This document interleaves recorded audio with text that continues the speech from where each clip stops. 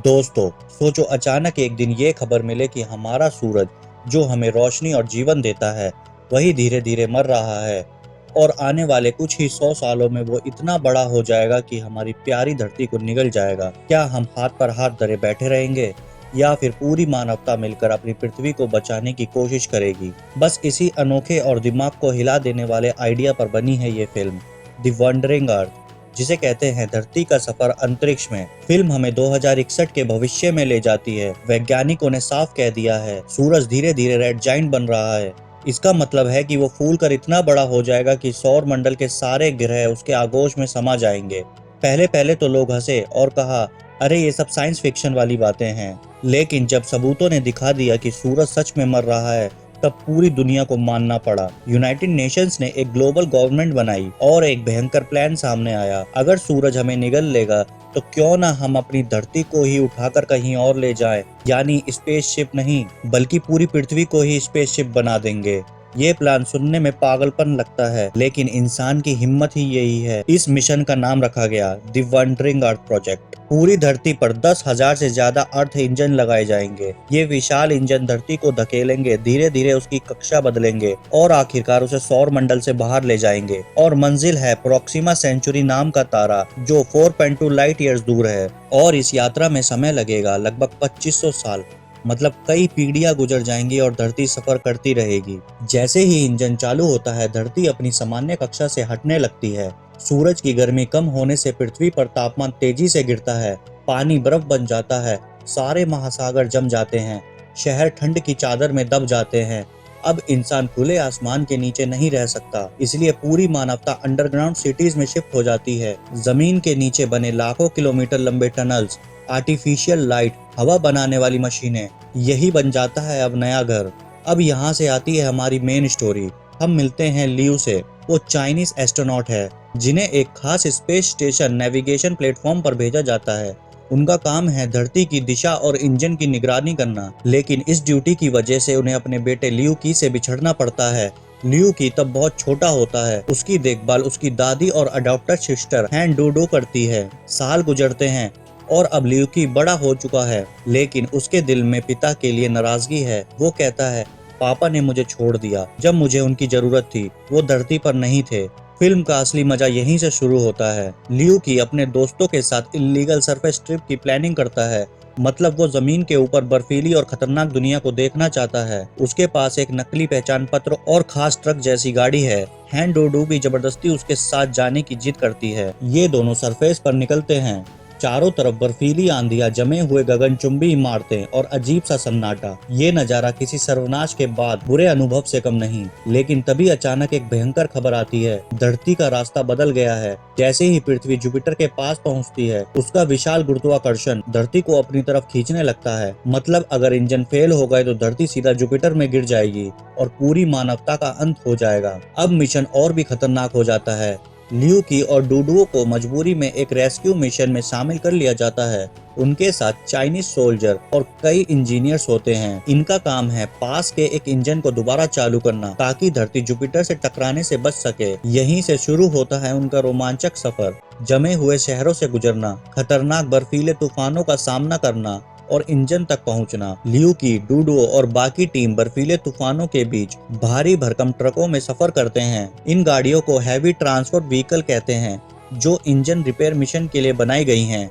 जैसे ही उनका काफिला जमे हुए गगनचुंबी इमारतों और बर्फीले पहाड़ों के बीच से निकलता है, विजुअल्स किसी साइंस फिक्शन पेंटिंग जैसा लगता है। एक बर्फीली दुनिया जहां कभी लोग रहते थे, हंसते थे और अब सब कुछ खामोश है। डूडू खिड़की से बाहर देखती है और कहती है, भाई ये सच में हमारी धरती है। ऐसा लगता है जैसे हम किसी और ग्रह पर आ गए हों।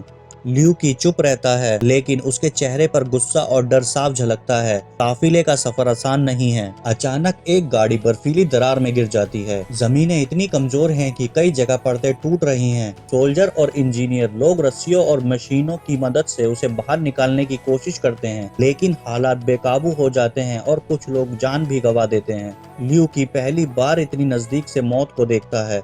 उसके दिल में डर और जिम्मेदारी दोनों बढ़ जाते हैं। इसी दौरान उनकी टीम में एक मजेदार लेकिन बहादुर किरदार आता है, टिम। वो पहले पुलिस था लेकिन अब इस मिशन का हिस्सा है। उसकी आदत है हर चीज पर चुटकी लेना और माहौल को हल्का करना। टिम मजाक करता है, अगर धरती जुपिटर में गिर गई तो कम से कम मैं कह पाऊंगा कि मैंने इतना बड़ा सुसाइड कभी नहीं देखा। सब हल्का सा हंसते हैं लेकिन सबके दिल में डर जस का तस बना हुआ है। कई मुश्किलों के बाद ये लोग एक विशाल अर्थ इंजन के पास पहुंचते हैं। ये इंजन पहाड़ जैसा बड़ा है, ऊंचाई इतनी कि क्लाउड्स तक पहुंचता है। लेकिन दिक्कत ये है कि इंजन बंद पड़ा है।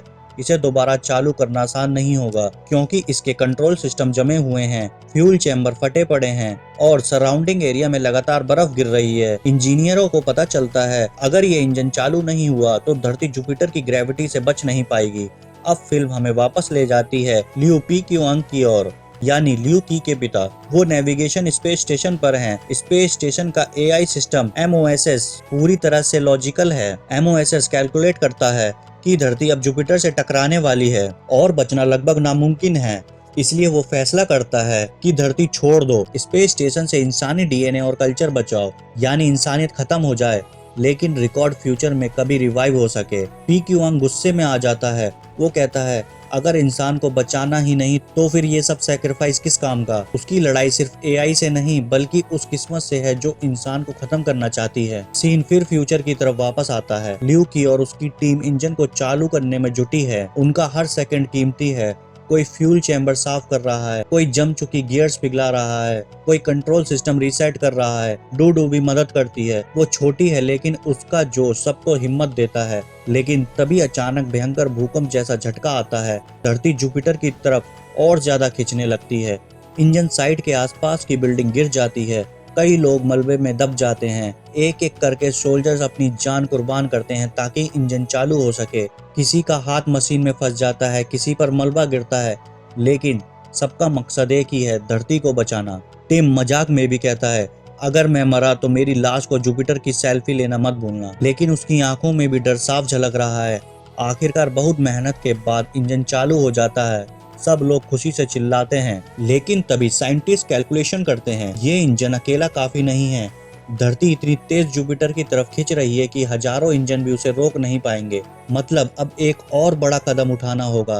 पूरी दुनिया पैनिक में है। अंडरग्राउंड सिटीज में लोग दहशत में चीख पुकार मचा रहे हैं।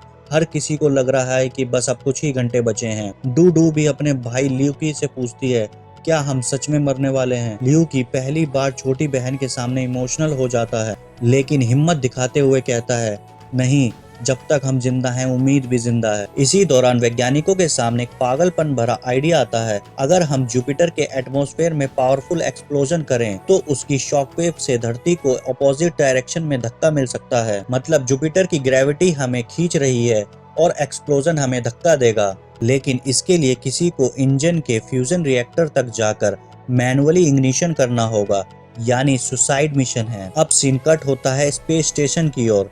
AI सिस्टम MOSS साफ कह रहा है धरती को छोड़ दो, ह्यूमैनिटी को बचाने का यही सही तरीका है। स्पेस स्टेशन फ्यूचर जनरेशन के लिए DNA सैंपल्स और इंफॉर्मेशन प्रिजर्व कर रहा है। लेकिन लियू प्यूकियांग ये स्वीकार नहीं करता। वो कहता है ह्यूमैनिटी सिर्फ डाटा और DNA नहीं है, ह्यूमैनिटी वो है जब कोई किसी और के लिए अपनी जान दे देता है। पी क्युआंग सिस्टम के खिलाफ बगावत कर देता है और वो अपने साथी एस्ट्रोनॉट के साथ मिलकर MOSS को ओवरराइड करने की कोशिश करता है। सीन धरती पर वापस आता है। लियू की और उसकी टीम एक्सप्लोजन की तैयारी करते हैं। टिम मजाक करके माहौल को हल्का करने की कोशिश करता है। अगर मैं जुपिटर में ब्लास्ट हो गया तो कम से कम मेरी लाश सबसे बड़ी आतिशबाजी बनेगी।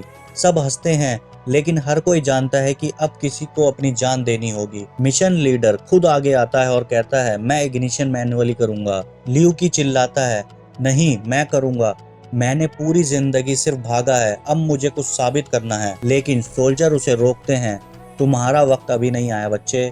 आखिरकार इग्निशन सीक्वेंस चालू होता है।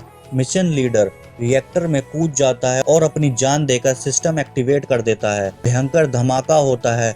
जुपिटर के एटमॉस्फेयर में एक विशाल विस्फोट जैसे कोई तारा फट गया हो। शॉकवेव सीधे धरती से टकराती है और धीरे धीरे धरती जुपिटर की ग्रेविटी से निकलने लगती है। पूरा मिशन सफल हो जाता है। इस जीत की कीमत बहुत भारी थी। कई सोल्जर्स, इंजीनियर्स और इनोसेंट लोग ने अपनी जान गंवा चुके थे। ल्यूकी और डूडू टूट जाते हैं, लेकिन समझते हैं कि ये बलिदान इंसानियत के लिए था। स्पेस स्टेशन पर लियो पीक्युआंग भी आखिरी चाल चलता है। वो स्टेशन को जुपिटर के अंदर क्रैश कर देता है ताकि उसका एक्सप्लोजन और शॉकवेव धरती को और ज्यादा धक्का दे सके। यानी उसने अपनी जान देकर धरती को बचाया। पीक्युआंग का आखिरी मैसेज अपने बेटे लियू की के लिए होता है, बेटा, मैंने भले ही तुम्हें अकेला छोड़ा, लेकिन आज तुम्हें पूरी इंसानियत को बचाने का मौका मिला। पापा हमेशा तुमसे प्यार करते थे। लियू की आंखें आंसुओं से भर जाती हैं। जुपिटर से निकलकर धरती एक नई कक्षा में पहुंच जाती है, सूरज से दूर, लेकिन इंजन उसे लगातार धकेल रहे हैं। मानव सभ्यता बच गई। लोग अंडरग्राउंड सिटी से बाहर आकर फिर से उम्मीदों की किरण देखते हैं। डू भी आसमान की तरफ देखती है और कहती है, देखो भाई, हम जीत गए। लियू की चुपचाप मुस्कुराता है। वो जानता है उनके पापा का बलिदान कभी व्यर्थ नहीं जाएगा। इंसान हमेशा कमजोर रहा है, लेकिन इंसान कभी हार मानना नहीं जानता। जब तक उम्मीद है तब तक जीवन है, और धरती का सफर अभी बस शुरू हुआ है। दोस्तों, ये थी द वंडरिंग अर्थ की पूरी कहानी। एक ऐसी फिल्म जो साइंस फिक्शन नहीं बल्कि ह्यूमन स्पिरिट को दिखाती है, कैसे पूरी इंसानियत मिलकर अपनी धरती को बचाने के लिए हर हद पार कर सकती है।